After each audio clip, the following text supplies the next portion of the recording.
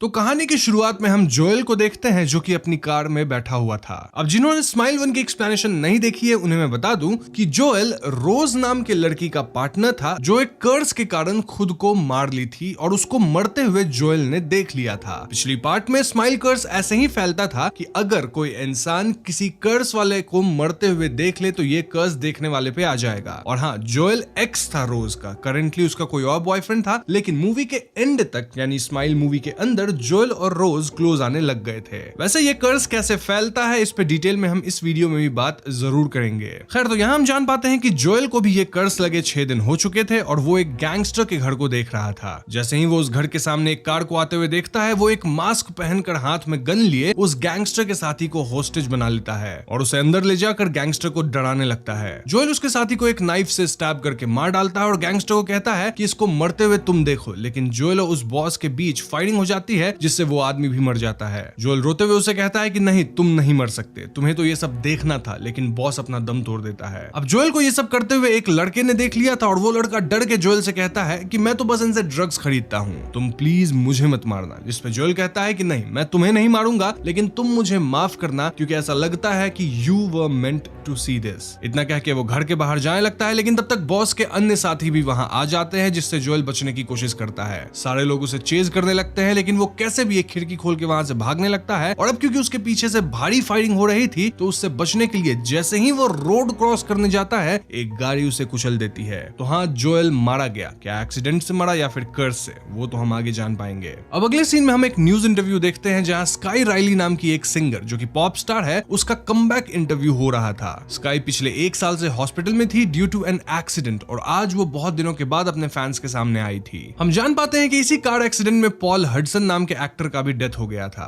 Sky एक बहुत बड़ी सिंगर थी जिसको ग्रैमी भी मिल चुका था और उसका ये एक्सीडेंट बिल्कुल उसके सिंगिंग टूर के दौरान हुआ था, जिसकी वजह से उसे उसके करियर में एक भारी सेटबैक मिला था। वो अपने फैंस को बताती है कि वो अपने करियर के चलते काफी परेशान थी और वो हेल्प लेने की जगह अल्कोहल एंड ड्रग्स लेना शुरू कर दी। इस वजह से उसकी मेंटल कंडीशन काफी खराब हो गई and now she is genuinely sorry कि उसने अपने फैंस को निराश किया है। वो कहती है कि अब वो पूरी तरह से क्लीन है और यहाँ हम फ्लैशबैक में देखते हैं जहाँ स्काई अपने हाथों से अपने बालों को नोच रही थी, इंडिकेटिंग कि वो शायद किसी रिहैब या मेंटल इंस्टीट्यूट में भी हो सकती थी। खैर, यहाँ हम देखते हैं कि स्काई का पूरा शेड्यूल उसकी माँ संभालती थी और उसका एक पीए भी था जिसका नाम जोशुआ था। ये दोनों मिलकर स्काई को वापस इंडस्ट्री में स्टैब्लिश करना चाहते थे। अब 1 साल गायब रहने के बाद भी स्काई की फैन फॉलोइंग कम नहीं हुई थी, बल्कि लोग अब भी उसके पीछे पागल थे। खैर, अगले सीन में स्काई अपना डांस रिहर्सल कर रही होती है और उसके बैक में बहुत ज्यादा पेन होने लगता है। हम देखते हैं कि स्काई के बैक पे एक स्टिच का मार्क था और उसके स्टमक पे भी एक बड़ा सा कट था। शायद ये सब एक्सीडेंट के बाद ही हुआ था। इसके लिए वो एक पिल भी लेती थी जिसके बारे में वो किसी को बताना नहीं चाहती थी। वो पिल्स शायद किसी तरह का ड्रग था जिससे पेन फील ना हो, लेकिन जैसे ही कोई बाथरूम के दरवाजे पर नॉक करता है, हड़बड़ी में उसके हाथ से सारा पिल बेसिन में गिर जाता है। इससे वो परेशान हो जाती है क्योंकि ऑब्वियसली परफॉर्मेंस पास था और वो पेन में तो परफॉर्म नहीं ही कर सकती थी। तभी कार में बैठे बैठे वो एक बंदे को टेक्स्ट करती है आस्किंग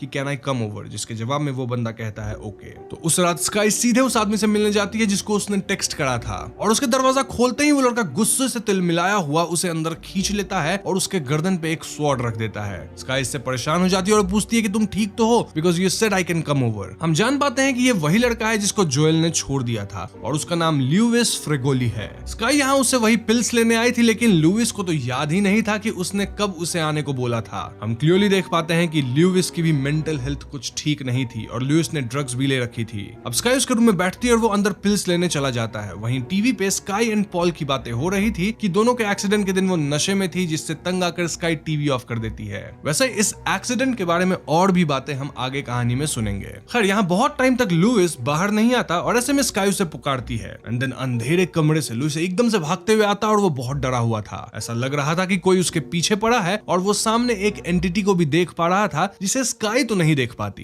तभी उस केओस के बीच लुइस अपने आप ही चोक होने लगता है और अजीब तरह से स्माइल भी करता है। स्काई कुछ समझ नहीं पाती और डर के पीछे चली जाती है कि तभी लुइस एक बेंच प्रेस से अपने फेस को मार मार के तोड़ लेता है। यानी कि लुइस मर गया और उसको मरते हुए कौन देखी? स्काई, जिससे वो बहुत डर जाती है and instead of calling police वो कैसे भी अपने पिल्स खोजकर वहां से भाग जाती है। वो पुलिस को इसलिए नहीं बुलाती कि कहीं पुलिस को ये शक न हो जाए कि वो भी यहाँ ड्रग्स लेने ही आई थी, क्योंकि लुइस के घर में ड्रग्स रखे हुए थे। अब स्काई अपने घर वापस आ जाती है और इस हादसे को भूल जाने का डिसाइड करती है। वो अपने बेड पे सोती है, लेकिन तभी उसे अपने बेड के पास लुइस खड़ा दिखता है, जो कि ऑफ कोर्स उसका हेलुसिनेशन था। इनफैक्ट स्काई की पूरी रात ऐसे ही निकल जाती है। अब अगले दिन मेकअप रूम में स्काई की माँ उससे पूछती है कि तुम ठीक तो हो ना, और इस पे स्काई काम के स्ट्रेस का बहाना दे देती है। यहाँ स्काई की माँ उसे जेमा से बात करने कहती है, जो कि उसकी बेस्ट फ्रेंड थी, पर शायद अब दोनों में बातचीत नहीं होती। तभी उससे मिलने उसका दोस्त डारियस आता है और वो स्काई को एक स्पीच शो के लिए इनवाइट करता है, ऑर्गेनाइज्ड फॉर यूथ। स्काई इसके लिए तैयार तो नहीं थी, लेकिन उसकी माँ उसे इशारा करती है कि भैया अपॉर्चुनिटी है, ग्रैब करो, क्योंकि उसके करियर के लिए अच्छा स्टार्ट होगा, और इसीलिए स्काई डारियस से यस कह देती है।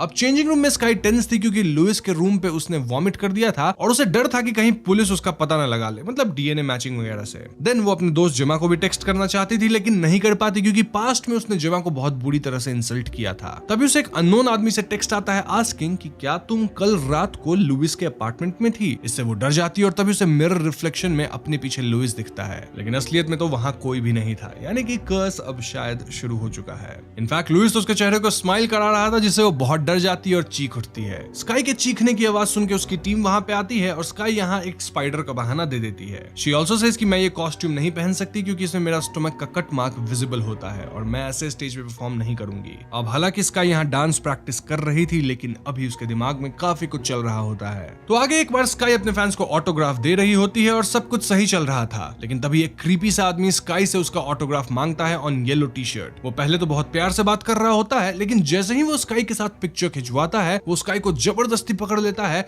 और उसकी तारीफ करने लगता है। वो अजीब तरीके से मुस्कुरा भी रहा होता है, जिससे स्काई बहुत डर जाती है और सिक्योरिटी कैसे भी करके उसे रूम से बाहर करते हैं। स्काई परेशान हो जाती है, लेकिन उसको ये भी लगता है कि ये सब तो स्टार्स के साथ होता ही रहता है and the show must go on. अब अगली बार एक छोटी बच्ची उसे ऑटोग्राफ मांगती है, पर वो लड़की बस क्रीपली उसकी तरफ देखती रहती है और स्काई इस लड़की के क्रीपी स्माइल से काफी डरती है। इस सीन में तो एकदम से क्लियर ही हो गया कि स्काई को भी अब ये कर्स लग चुका है और उसके साथ भी इनसेन चीजें होने लग गई थी। फिर तो स्काई इसके बाद अपने घर जाती है और वो परेशान होकर जेमा को कॉल लगा देती है, क्योंकि वो उसे बहुत मिस कर रही थी। जेमा कॉल बैक करती है और स्काई उससे माफी मांगकर उसे अपने घर मिलने बुलाती है। जेमा का भी गुस्सा अब तक शांत हो गया था और वो कहती है कि मैं 45 मिनट में आती हूँ तुम्हारे घर पे। अब स्काई को जब भी एंग्जाइटी होती थी वो पानी पीती थी, और आज भी वो पानी पीकर बोतल टेबल पे ही छोड़ देती है और पियानो में गाने गाने लगती है। तभी उसे अपने बोतल के नीचे गिरने की आवाज आती है, जिससे वो डर जाती है। वो टूटे ग्लास को साफ ही करने लगती है कि तभी उसे फ्लोर पे उसी क्रीपी फैन का टी शर्ट मिलता है जिसको उसने साइन किया था। वो आगे बढ़ती है तो देखती है कि उस आदमी की सारी चीजें like shoes, trousers and even his underwear जमीन पे पड़ा हुआ था। तभी लाइट्स ऑफ हो जाती है और कोई उसका पीछा करता है। स्काई डर के भागती है और दरवाजा खोलती है कि तभी उसे वहां जेमा खड़ी मिलती है। स्काई उसे पूछती है कि तुम इतने जल्दी कैसे आ गए, जिसपे जेमा कहती है कि तुमने मुझे 1 घंटा पहले कॉल किया था, क्या तुम भूल गई? और स्काई भी देखती है कि उसके घर पे तो सब कुछ ठीक था, इनफैक्ट बोतल भी टूटी नहीं थी। इससे वो परेशान हो जाती है और सोचती है कि शायद सब कुछ उसका हेलुसिनेशन था। दोनों दोस्त आपस में पैचअप करते हैं और स्काई उसे घर रुकने को कहती है, जिसपे जेमा भी मान जाती है। जेमा उसे आइडिया देती है कि तुम लुइस के बारे में पुलिस को कुछ मत बताना, क्योंकि ये तुम्हारे करियर के लिए खतरनाक हो सकता है, और ऐसे भी लुइस ने खुद की जान ली है तो तुम्हारी इसमें कोई गलती नहीं है। अब रात के वक्त स्काई को एक डरावना सपना आता है, जिसमें वो अजीब तरीके से रो रही थी, और ये वही एक्सीडेंट वाला सीन था। स्काई इससे डर के जाग जाती है और जेमा से कहती है कि मेरे दिमाग में सब कुछ मिसअप हो चुका है। वो कहती है कि मुझे जो कुछ भी पसंद होता है वो मेरे ही हाथों बर्बाद हो जाता है। उसके दिमाग में एक शोर सा है जो वो बंद करना चाहती है, लेकिन उसे नहीं मालूम कि वो कैसे इसे बंद करे। बेसिकली उसकी बातों से हमें पता लगता है कि स्काई बहुत ही ज्यादा लोनली थी और अपनी लाइफ में उसे होपलेस फील होने लग गया था। तभी जेमा उससे कुछ कहती है और क्रीपली स्माइल करती है, और उसकी स्माइल बहुत डरावनी थी, जिससे स्काई डर के अपने बिस्तर से नीचे गिर जाती है। लेकिन तभी हम देखते हैं कि सुबह हो गई थी and it was just a dream. जेमा तो उसके बगल में थी भी नहीं, रादर वो उसके लिए कॉफी बनाने गई थी। स्काई परेशान हो जाती है और अब तो उसे लेट भी हो रहा था फॉर हर रिहर्सल, और इसीलिए वो ज्यादा कुछ बिना सोचे निकल पड़ती है। स्काई जेमा को अपने साथ टूर पे ले जाना चाहती थी, लेकिन जेमा कहती है कि उसे सोचना पड़ेगा और वो स्काई के साथ नहीं आती। अब रिहर्सल के दौरान स्काई बैक स्टेज अपने परफॉर्मेंस के लिए तैयार होती है और स्टेज पे ड्रेस रिहर्सल करती है। सब सही चल रहा होता है, लेकिन मिड परफॉर्मेंस उसे पॉल का स्माइल करता हुआ चेहरा दिख जाता है, जिसके चलते वो स्टेज पे गिर पड़ती है और उसे फील होता है कि उसके लेग पे वापस से चोट लग गई है। लेकिन रियल में ऐसा कुछ नहीं था, यहाँ भी वो हैलुसिनेट ही कर रही थी। ऐसे में वो डांसर्स पे दोष लगाती है कि तुम में से ही किसी ने मुझे गिराया होगा, पर ऐसा भी बिल्कुल नहीं था। वो दौड़ के अपने रूम में जाती है कि तभी देखती है कि जोशुआ उसके रूम से निकल रहा था और वो भी क्रीपली स्माइल कर रहा था। और जैसे ही स्काई अपने रूम में घुसती है, वो रूम को पूरा तहस नहस पाती है, जिससे उसे जोशुआ पे बहुत गुस्सा आता है। लेकिन जोशुआ का कहना था कि उसने ऐसा नहीं किया। इस पे दोनों में बहस हो जाती है और उसकी माँ उससे पूछती है कि क्या तुम फिर से ड्रग्स लेने लगी हो, जिसपे स्काई कहती है कि नहीं, मैंने कोई ड्रग्स नहीं लिया है, अगर चाहे तो मेरा ड्रग टेस्ट ले लो। वो चिल्लाते हुए अपना फ्रस्ट्रेशन निकालती है। इनफैक्ट स्काई का कहना था कि वो उस टूर के लिए तैयार नहीं है, लेकिन उसकी माँ कुछ सुनना नहीं चाहती थी। इंस्टेड वो कहती है कि डैरियस के इवेंट में भी तुम्हें जाना है, तो प्रिपेयर योरसेल्फ फॉर दैट। लेकिन हम ये जानते हैं कि स्काई तो किसी भी शो या मीटअप के लिए बिल्कुल भी तैयार नहीं थी। ऐसे में दोनों बहुत लड़ते हैं, लेकिन अंत में उसे उसकी माँ की बात ही माननी पड़ती है। खैर, तो आगे हम स्काई को डैरियस की इवेंट में देखते हैं और उसके स्पीच का टाइम होने वाला था। वो टेंस्ड थी और जेमा को पूछती है कि तुम कब फ्री होगी, लेकिन जेमा का कोई रिप्लाई नहीं आता। अब उस अननोन आदमी को भी पता लग गया था कि स्काई उस दिन लुइस के साथ ही थी जिस दिन लुइस ने खुद को खत्म किया था। और ये जो वो मैसेजेस कर रहा था अननोन आदमी, इसे पढ़ के भी स्काई बहुत ज्यादा डर जाती है। तभी उसके स्टेज पे जाने का टाइम हो जाता है और वो स्टेज पे चल के अपना स्पीच देने लगती है। यहाँ स्काई को अपने स्क्रीन पे जो दिख रहा था बस उसे ही पढ़ना था एज स्पीच, लेकिन एकदम से वो स्पीच वाली मशीन यानी जो टेलीप्रॉम्प्टर होता है यूजुअली, वो रुक जाती है और स्काई को समझ नहीं आता कि वो आगे क्या बोले। स्काई पहले से डरी हुई थी, अंडर कॉन्फिडेंट भी थी ही, और ऐसे में वो अपने मन से कुछ तो बना के बोलने लगती है। उसका स्पीच बिल्कुल ऑपोजिट होता है टू द टॉपिक और वो अपने स्पीच में अपने अल्कोहलिज्म और ड्रग्स लेने की बात करती है। और तो वो और अपने मुश्किल भरे लाइफ के बारे में बताती है और लोगों को लगता है कि सक्सेस आने से एकदम से सब कुछ ठीक हो जाएगा, जबकि ऐसा नहीं है। आपके अंदर के टूटे हुए आदमी को कोई सक्सेस या फेम या पैसा भरपाई नहीं कर पाएगा। फिर अचानक स्क्रीन चलने लगता है और वो एंड में कहती है कि मैं अपने स्पीच के बाद पॉल हडसन को स्टेज पे इनवाइट करती हूँ, जो कि पॉसिबल ही नहीं था और सारे लोग उसे नाखुश हो जाते हैं। तभी स्काई पॉल को ऑडियंस में बैठे स्माइल करता हुआ देख पाती है और वो धीरे धीरे स्काई की तरफ बढ़ने लगता है। इससे स्काई बहुत डर जाती है और वो स्टेज पे खड़ी एक एंकर जो कि एक ओल्ड लेडी थी उसे धक्का देके नीचे फेंक देती है और ये सब कुछ वहां सबके सामने हो रहा था। अब हम तो जानते हैं कि ये सब कर्ज की वजह से होगा, लेकिन वहां बैठी ऑडियंस तो इस बात को नहीं ही समझ रही थी। अब इतना सब होने के बाद स्काई सदमे में आ गई थी और उसे अननोन व्यक्ति का टेक्स्ट आता है सेइंग कि तुम जो देख रही हो वो सब रियल है। फिर वो लुइस का एक वीडियो ही भेजता है जहां उसे भी सेम काइंड ऑफ हैलुसिनेशंस हो रही थी। ये सब देखकर स्काई भी अपने रूम में अजीब अजीब सी चीजें इमेजिन करने लगती है और वो फाइनली उस अननोन आदमी से मिलने को तैयार हो जाती है। वो छुप छुप के एक क्लब में जाती है जहां उसकी मुलाकात मॉरिस नाम के आदमी से होती है जो कि उसे इस कर्ज के बारे में एक्सप्लेन करता है। वो कहता है कि उसने इस कर्ज के बारे में रिसर्च करा है और वो लुइस को भी इसके बारे में आगाह करना चाहता था। तभी तो वो लुइस के रूम में गया था जस्ट आफ्टर स्काई, लेकिन उस वक्त तक लुइस मर चुका था। तभी इस आदमी को पता चल गया कि अब स्काई ही नेक्स्ट विक्टिम होगी और तब से वो स्काई से मिलना चाहता था। तो यहाँ पे हम विस्तार से जान पाते हैं कि आखिर ये कर्ज है क्या। वैसे मैंने पहले पार्ट के अंदर भी इस कर्ज के बारे में थोड़ा कुछ तो बताया है। तो हाँ, इसके अंदर जिस आदमी पे ये स्माइल वाला कर्ज लगता है उसके दिमाग में एक स्पिरिट या डीमन कुछ भी घुस जाता है जो उसके ट्रॉमा पे फीड करता रहता है। उस आदमी को पागल बना देता है जब तक वो आदमी अपनी जान न ले ले। जब वो आदमी अपने आप को खत्म करता है तो उसे देखने वाले लोगों को भी ये कर्ज लग जाता है, जिसके चलते वो भी अपनी जान लेने में बाध्य हो जाते हैं। जैसे गैंगस्टर को मरते हुए लुइस ने देखा था तो कर्ज उस पे आ गई और लुइस को मरते हुए स्काई ने देखा तो अब कर्ज स्काई के ऊपर है। वहीं अगर पिछले पार्ट की बात करें तो रोज बीवर को मरते हुए देखी थी तो रोज पे कर्ज आई और रोज को मरते हुए जोएल देखा था, जिसे हम इस पार्ट में भी देख पाए। खैर, तो ये आदमी कहता है कि इससे पहले कि स्काई अपनी जान ले ले और ये कर्ज आगे बढ़े, यानी जो स्काई को देखेगा उस पे कर्ज लगेगा, तो इन्हें मिलके इस कर्ज को तोड़ना पड़ेगा ये सब होने से पहले। अब सोच के देखो, इससे पहले कि विक्टिम खुद को मारे, अगर उसकी मौत किसी और तरीके से हो जाए तो ये कर्ज टूट सकती है। इस पे स्काई कहती है क्या तुम चाहते हो कि मैं मर जाऊं, जिसपे मॉरिस कहता है कि हाँ भी और ना भी। यहाँ मॉरिस कहता है कि मैं तुम्हारे हार्ट को 2 मिनट के लिए बंद कर दूंगा तो टेक्निकली तुम मर जाओगी, फिर ये कर्ज भी तुमसे अलग हो जाएगी, फिर वापस मैं तुम्हारे हार्ट को नॉर्मल कर दूंगा जिससे तुम वापस जिंदा हो जाओ। ना सुनने में तो यह प्लान बढ़िया है, लेकिन इससे पहले कि वो लोग सब कुछ डिस्कस करते, क्लब के लोग स्काई को पहचान लेते हैं और उसे वहां से भागना पड़ता है। मॉरिस स्काई को रोकने की कोशिश करता है, सेइंग कि जितना लेट करोगी ये कर्ज उतना ही फैलता जाएगा और ये तुम्हारे ब्रेन को टेक ओवर कर लेगा, जिससे तुम्हारे लिए इससे निकलना और भी मुश्किल हो जाएगा। फिर भी स्काई नहीं मानती है और वहां से चली जाती है। और हाँ दोस्तों, मॉरिस को इतना सब इसलिए पता था क्योंकि मॉरिस के भाई ने भी इस कर्ज के चलते अपनी जान ले ली थी। अब स्काई भागते हुए अपने घर पहुंचती है और वो अपना सामान पैक करने लगती है और तो और वो पिल्स भी लेने के बारे में सोचती है। वो सब कुछ तोड़ फोड़ कर देती है और आखिर में थक हार कर पिल्स ले ही लेती है। देन वो अपना सामान लेके बाहर जाने लगती है कि तभी वो देखती है कि उसके परफॉर्मेंस के सारे लोग उसके पीछे पड़े हुए हैं इन अ क्रीपी वे। वो भागने लगती है, देन वो लोग भी उसके पीछे भागते हैं और सच बताओ तो ये चेज क्रीपी तो था ही लेकिन काफी मीनिंगफुल भी था। इसे हम आगे डिस्कस करेंगे। एनीवेज, अंत में ये सारे लोग मिलकर स्काई को पकड़ लेते हैं और उसका सर पियानो में दे मारते हैं। कोई उसके बाल नोच रहा था, कोई उसके फेस को दबोच रहा था और सभी लोग इन जनरल उसके पीछे पड़े थे। हम तो ये भी देखते हैं कि कोई तो उसके मुंह के अंदर अपना हाथ भी घुसा रहा था इन अ वेरी नेचुरल वे। अब अगले सीन में हम स्काई के एक्सीडेंट वाले दिन को देख पाते हैं जहां वो कोकेन के नशे में धुत थी और पॉल कार चला रहा था। दोनों के बीच लड़ाई होने लगती है और पॉल उसको इंसल्ट करता है कि तुम एक पागल औरत हो,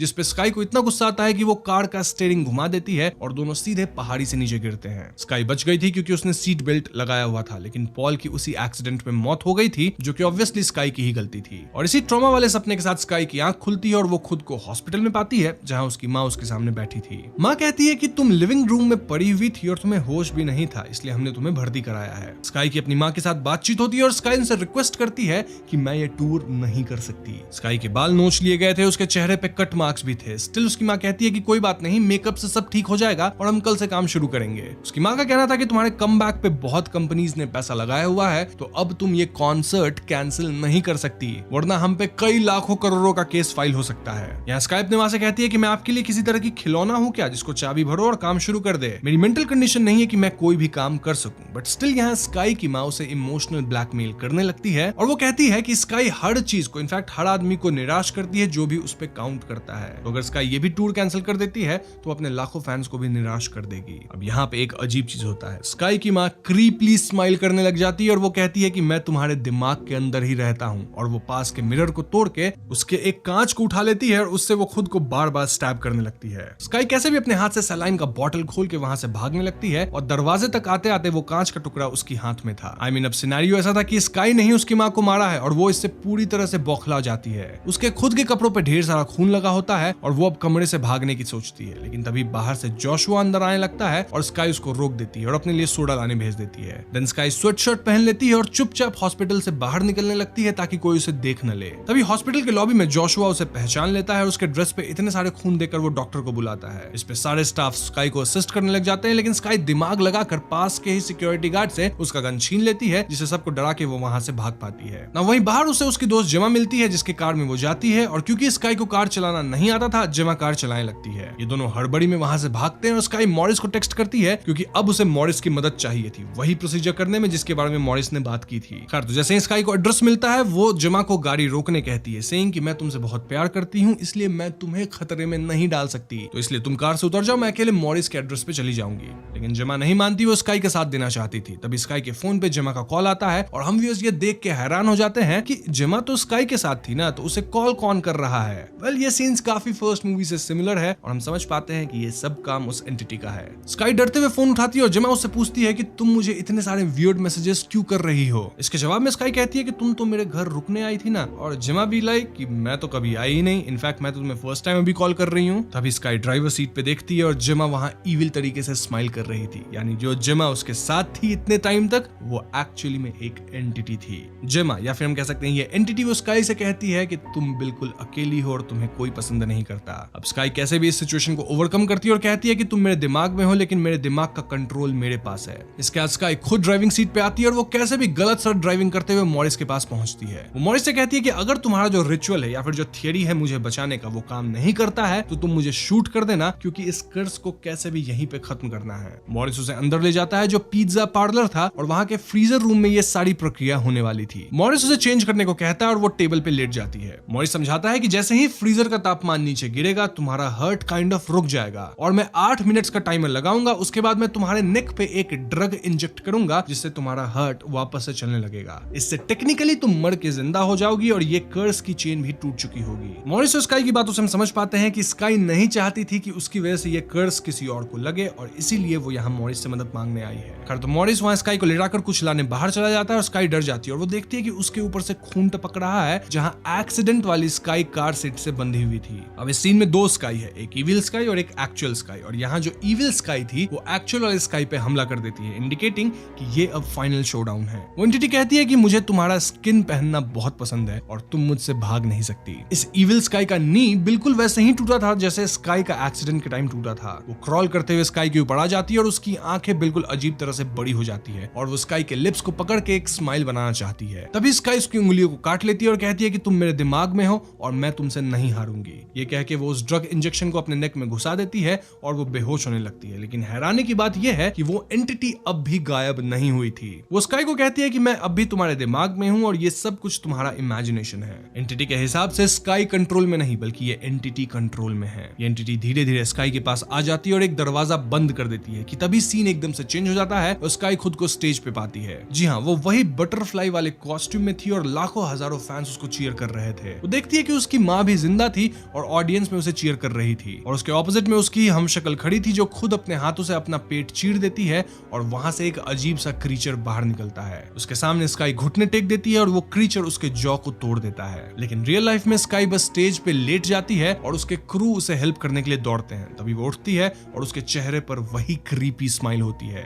अब लाखों लोगों के सामने यहाँ स्काई माइक से खुद को मार मार के अपना फेस तोड़ लेती है और ऑडियंस इसे देखकर दहशत में आ जाती है। एंड में हम स्काई को एक क्रीपी स्माइल देते हुए स्टेज पे मरा हुआ पाते हैं और यहीं पे फिल्म खत्म हो जाती है। तो दोस्तों दोस्तों ये थी स्माइल 2 मूवी की कहानी और मुझे मालूम है कि इसकी एंडिंग बहुत कंफ्यूजिंग है। अब इसके एंडिंग को लेकर मेरे पास दो थियरीज है। जैसे एक तो ये पॉसिबल हो सकता है कि स्काई वही फ्रीजर हॉल में मर गई होगी और स्टेज पे होने वाला सीन बस उसकी इमेजिनेशन थी। ये इमेजिनेशन वो अपने मौत को लेकर करी होगी क्योंकि वो फ्रीजर में धीरे धीरे मर रही थी और हो सकता है कि वो जो ये सब देख रही थी वो सिर्फ ड्रीम्स या हेलुसिनेशंस थे। नाउ मॉरिस हो सकता है शायद उसको मारने का प्लान किया होगा क्योंकि ऑब्वियसली एक इंसान के मरने के बाद उसको जिंदा कर पाना काइंड ऑफ नामुमकिन सा है, बहुत रेयरली होता है। और फ्रीजर हॉल में स्काई ने मॉरिस को खुद कहा था कि उसे अब अपनी परवाह नहीं है, लेकिन वो चाहती है कि उसकी वजह से कोई और ना मरे। मॉरिस के पास भी कोई ऑप्शन नहीं था क्योंकि उसको पता था कि ये कर्ज बहुत कंटेजियस है और इससे आगे कई लोगों की जान चली जाएगी। सो इन शॉर्ट पहली थ्योरी के हिसाब से स्काई फ्रीजर हॉल में ही मारी गई होगी एंड हो सकता है मॉरिस ये पहले से ही प्लान किया होगा कि वो स्काई को आइसोलेशन में मार दे जिससे ये कर्ज यहीं पे खत्म हो जाए। बट एज आई सेड यहाँ दो थियरीज है और अगली जो थियरी है वो बहुत ही कॉम्प्लिकेटेड है और हो सकता है यही वाली थियरी सही हो। तो इस थियरी के हिसाब से जेमा के घर आने से लेकर एंड में स्टेज तक पहुंचने तक का सफर स्काई की हेलुसिनेशन ही थी क्योंकि उस एंटिटी को यह मालूम था कि स्काई हिम्मत वाली है और वो खुद को दूसरे के डेथ का कारण नहीं बनाना चाहेगी। मतलब स्काई आइसोलेशन में मरने की कोशिश करेगी और इसलिए ये एंटिटी स्काई को एक हेलुसिनेशन में रखा जो वो मॉरिस और जेमा में मिली, लेकिन असल जिंदगी में वो स्टेज रिहर्सल सी कर रही थी ताकि वो सबके सामने स्टेज पर अपनी जान ले ले। इससे क्या होगा भैया, लाखों लोग स्काई को मरते देखेंगे और ये कर जहां एक आदमी से दूसरे आदमी पे जा रहा था अब वो एक आदमी से लाखों लोग तक पहुंचेगा। तो हाँ, दूसरी थ्योरी थोड़ी डार्क सी है जिसके हिसाब से अब लाखों लोगों पे ये कर्ज आ चुका है, यानी कि अब इस कर्ज को रोकना ऑलमोस्ट इम्पॉसिबल हो चुका है। दिस ऑल्सो शोज कि इस एंटिटी के पास कितनी पावर है कि वो एक इंसान की पूरी जिंदगी को ही हेलुसिनेशन के अंदर रख सकता है, जबकि रियलिटी में वो इंसान प्रैक्टिस कर रहा होगा, रिहर्सल्स कर रहा होगा, लेकिन उसे दिखेगा कि मैं कहीं और हूँ, दूसरे लोगों से मिल रही हूँ। अब ये एंटिटी कोई सुपरनैचुरल बीइंग है या फिर कोई एलियन स्पीशीज है ये तो हमें नहीं बताया गया है, बट एक बात हम जानते हैं कि ये अर्थ के लोगों के ट्रॉमा और दुख पे फीड करती है और खुद एज ए पैरासाइट उन्हीं लोगों के शरीर में पनपती है। अंत में मामला इतना गंभीर हो जाता है कि होस्ट को अपनी जान लेनी पड़ती है और यूजुअली ये 6 से 7 दिन के अंदर होता है। अब ये तो दो अमेजिंग थियरी थी, लेकिन यहाँ एक तीसरी थियरी भी बताऊं। वेल, जो कुछ भी यहाँ हुआ है वो कुछ असलियत थी और कुछ उसकी इमेजिनेशन थी और अंत में स्काई वैसे ही मरी जैसे स्टेज पे दिखाया गया था। एंड में जो भी हुआ वो बहुत अच्छा तो नहीं हुआ और स्काई ने अपनी जान ले ली है, लेकिन क्या ये सुपरनैचुरल एंटिटी एक साथ लाखों लोगों को पजेस कर सकती है या फिर ये 1 to 1 ही कनेक्शन है, यानी एंटिटी एक बार में एक ही इंसान को पजेस कर सकती है। मतलब लाखों लोगों को कर सकती है तब तो भैया ये इन्फेक्शन फैल गया, लेकिन अगर एक बार में एक को कर सकती है तो इन लाखों लोगों में कौन इन्फेक्टेड होगा? शायद वो जिसका ट्रॉमा सबसे ज्यादा बड़ा हो, क्योंकि ये एंटिटी ट्रॉमा पे ही फीड करती है। तो यहाँ मैंने आपको 3 थियरीज दे दी है, आप मुझे कमेंट से बताइएगा कि आप कौन सी थियरी में बिलीव करते हैं। मैं पर्सनली सेकंड थियरी को मानता हूँ। अब इस फिल्म के अंदर बहुत सारे मेटाफर्स हैं, जिसमें सबसे पहला तो यह है कि लोग अपने गिल्ट में इतने डूब जाते हैं कि वो असल जिंदगी में ये समझ ही नहीं पाते कि क्या सच है और क्या झूठ। स्काई अपने करियर की पीक पे थी और तभी उसकी गलती की वजह से उसका एक्सीडेंट हुआ और तो और उसके को एक्टर पॉल हडसन की जान भी चली गई। स्काई इस गिल्ट और एक्सीडेंट के ट्रॉमा से इतना ज्यादा डिप्रेशन में आ गई कि वो अब अपना करियर अच्छे से शुरू ही नहीं कर पा रही थी। वो हमेशा हेलुसिनेट करती थी और पॉल को बार बार याद करती थी, जो कि ऑब्वियसली उसके बुरे सपने की तरह उसका पीछा नहीं छोड़ रहा था। तो ये सब तब से शुरू हुआ होगा जब स्काई मेंटल असाइलम या रिहैब में थी और अभी तक भी वो अपने ट्रॉमे से बाहर नहीं निकल पाई थी, क्योंकि यूजुअली इंसान का ट्रॉमा इतनी जल्दी तो उसका पीछा नहीं छोड़ता। अब कहानी में बार बार स्काई अपने माँ से कहती है कि वो इन सब परफॉर्मेंसेस के लिए तैयार नहीं थी, स्टिल उसकी माँ उसकी बातों को अनसुना करती थी और तो और उन्हें यह भी नहीं पता था कि उनकी बेटी की चोट अब तक ठीक नहीं हुई थी जिसके लिए वो ड्रग्स लेती थी। ये हॉलीवुड या इन जनरल फिल्म इंडस्ट्री के एक ट्रेंड को भी दर्शाता है, जहां बहुत सारे एक्टर्स एंड एक्ट्रेसेस के फैमिली मेंबर्स उन पे काम करते रहने का प्रेशर बनाते हैं या अपने बच्चों को फेम के लिए इस्तेमाल करते हैं, चाहे वो कितना भी अनएथिकल क्यों ना हो। अब इस मूवी में ड्रग अब्यूज के साइड इफेक्ट्स को भी दिखाया गया है कि कैसे फेम और करियर प्रेशर में उभरते हुए सितारे ड्रग्स एंड अल्कोहलिज्म में फंस जाते हैं और उनकी पूरी जिंदगी इससे इफेक्टेड हो जाती है। कई लोग इसके चलते इंडस्ट्री से बहुत कट ऑफ हो जाते हैं और उनके लिए कम बैक कर पाना बहुत मुश्किल हो जाता है। वैसे इस केस में तो बॉलीवुड के अंदर भी आपको कई नाम देखने को मिल जाएंगे। अब जब मैंने स्माइल 1 मूवी को एक्सप्लेन किया था तो वहां मैंने एक और थियरी की बात की थी कि हो सकता है ये एंटिटी एग्जिस्ट ही नहीं करती और ये फिल्म बस हमें ट्रॉमा से जुड़े लोगों की कहानी दिखाती है कि वो अपने मन के अंदर कैसा फील करते हैं।